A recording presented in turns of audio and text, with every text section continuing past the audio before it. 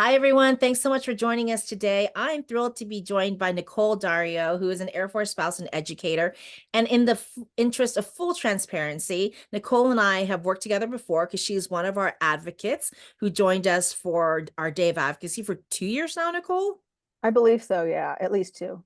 And she came to us from out of the blue. I don't know how you found us, but it's been so fun because she's like a go-getter. And so it's been really fun catching up. And now they're getting ready to PCS again. So I really loved it when I saw her name pop up. And I'm happy to be able to highlight some of what you're doing, Nicole. So welcome. Hi, welcome. Thank you so much. It's so good to see you again. I know, and you too. And I was telling her it's so great to see her in her family home, and it's so fun. But I was excited to see your name pop up because I know that you, when you married your spouse, you were already in a career, and so you're kind of an anomaly, when it comes to the military spouses we've spoken to, in that you've stayed in the same career field. And so I'm going to ask you some questions that have to do more with longevity. Like one of the things that we're always interested in are like curious about our employee matching retirement and how military spouses are able to maintain a retirement, especially when there's a vesting requirement. I mean, has it been easier to maintain a retirement 401k or equivalent because you've always stayed in the same profession? Well, yeah, so I started, I taught about 6 years before I met and married Andrew. And then everywhere we go, I just try and make sure that I have, a full-time employment, benefits, all of that sort of stuff. And regardless of what the retirement account is, I will always roll it over to my previous account. So when that school year ends, it's a little bit more work on my part. But yeah, I put it back into my first previous retirement account. Um, as far as education goes in the matching, some of the schools I've worked for will match what I put in. Some will do a half what I do. Some just flat out won't at all. And that's perfectly understandable. It's a case by case situation. But again, we just keep rolling everything over. And this way I don't lose anything. Um, So it's it's just a little bit extra work every time you PCS. just, yeah, just a little extra work. But Just a you're little used extra to it work. now. So the question that I always wondered about is, has there been any vesting requirement that, you weren't able to fulfill because you left before the time that you need to vest? No, education kind of is similar. As soon as you start within that district or within that school, they automatically go create a retirement account for you, and money automatically goes into it. So you get what you earn. If I Oh, what goes into the account becomes mine when we move. oh, the match as well. Yes, yeah, Oh, very cool. Very, very cool. yeah. So, the other thing, the other myth that's out there, or actually, I don't know that it is a myth. I think it's still true. Military spouses traditionally have been drawn to fields such as like teaching and nursing because they're perceived as being more portable careers and that they'll always be demand no matter where you live. I mean, do you think that this is still the case? I would have to say, unfortunately, not. Right. Really? Yeah, and it's not just the teachers and the nurses that are dealing with licensing issues. It's a whole broader aspect. Last year, I was myself speaking to a military spouse, and she was a funeral worker. I didn't even know that they had to have a license to be a funeral worker. And she said she's herself, every time they move, she has to get a new certification for that state.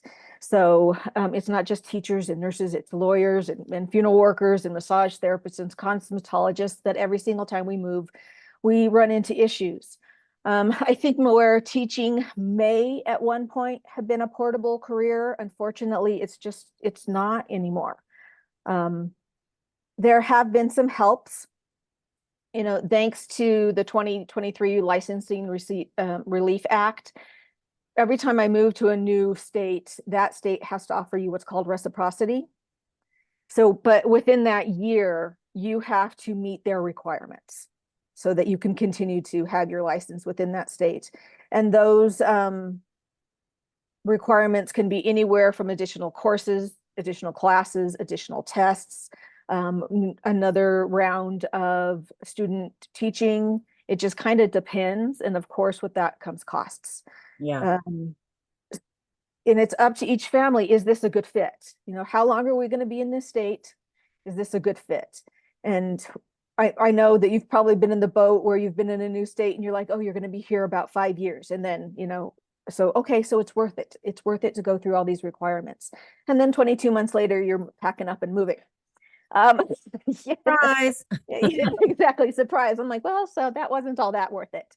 And there are some states that are very agreeable and very, very easy to work with. And then there were states where it wasn't agreeable, it wasn't easy to work with, and it was easier to stay online with a worse situation than fight the new state.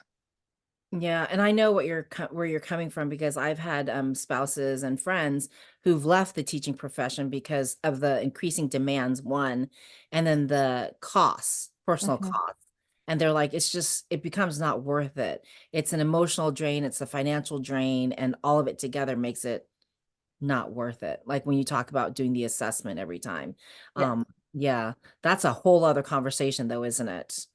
Oh, incredibly. Whole other conversation. Over And some. it doesn't even matter, there's the national board certification for educators. Unfortunately, even if you have, national board certification on top of whatever state you hold, when you go to the new state, they still only it's a 1 year reciprocity, even with that national board certification, So for you bring those who do have it.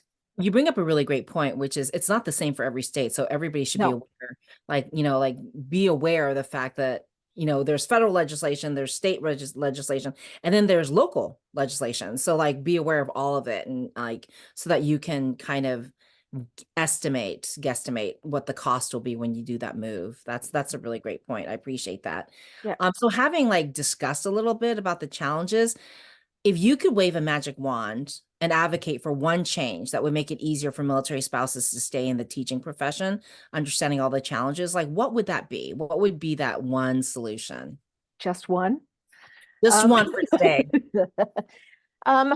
there is a mandate in New York State for lawyers. And I can't remember the number of the mandate, but it essentially reads that if you're a lawyer in a preceding state and you've worked full time 3 of the past 5 years, and you come to New York, you don't have to take the bar.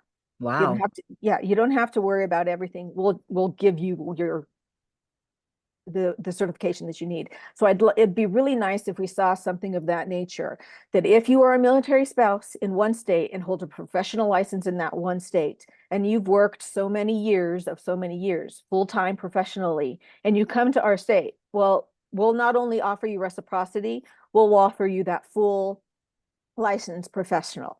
Um, I guess I don't see why we don't do that on several different levels. Yes, there are tons of people leaving the education profession in droves, and this would help a little bit. I mean, it's not going to be a fix-all. There's not enough military spouses that teach to do that, but it will help that new state. Um, and that's public education.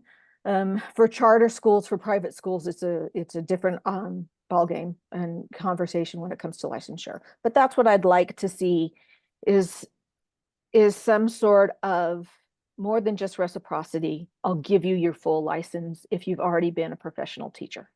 You remind me of something I had just seen on LinkedIn, and we're talking, this is April and the beginning of April that we're talking right now. And I had just seen on LinkedIn, and it's only good for another few days, but the DoD State Liaison Office is actually looking for solutions. So after we are done with this interview, I may give you that information because I think Okay, that would be yeah. really great input. And that's a great reminder for everybody out there is that when you have a really good solution, because I asked Nicole what she would do if she could wave a magic wand, because knowing that she's advocated for us with us for 2 years, she understands the process. I knew she'd have a good answer. But if there are people out there who have other recommendations, there are entities that are always looking for input. So keep an eye out for those things because like with the DoD State Liaison Office, that input goes directly into the Federal Register and it's recorded in the minutes. So it has to be considered. So it's not something where you're going to give the recommendation and it's going to go nowhere. So make sure that if you have a good recommendation for a solution, like Nicole does, that you actually share it with somebody. But we could do this forever. So I want to like in the interest of time, because we're trying to keep these short so that everybody reads your highlight and sees your video. Is there a question that I should have asked that I might have missed asking? Is there something that you wish you'd had an opportunity to say that we might have glossed over? Any closing thoughts for spouses out there? I just say this to the spouses, get involved beyond even if it's at base level, just get involved. Try and make not only try and make it a little bit easier for somebody else, because Mhm. you'll never know where that leads and what that opens up, and you'll never know whom you're going to find who's going to dealing with the same issues that you are, dealing with the same problems that you are, that you can have a rapport with and an honest conversation with, and they'll be able to help you maybe. And even just, expressing those issues and those fears, it helps us all. No, I love that. And that's why I was really happy we were going to get to chat. So I think we're going to continue the conversation. But for now, I'm going to say goodbye to you guys, and say, I hope you join us again next week. I want to thank our friends over at USAA for making these conversations possible. Nicole and I were just talking about how amazing it's been to be able to highlight some of these amazing spouses doing really varied things out there, like everything from what is it, educators and entrepreneurs to people working in what was We were um just talking about the bank. semiconductor industry, like every Yes. so make sure you keep up with the highlights because military spouses are everywhere and they're doing really interesting things. And if you want to share your story, we hope you will submit your own application because we would love to hear what you're doing and who knows who you will inspire. So hope to see you guys back here next week. Talk to you soon. Bye.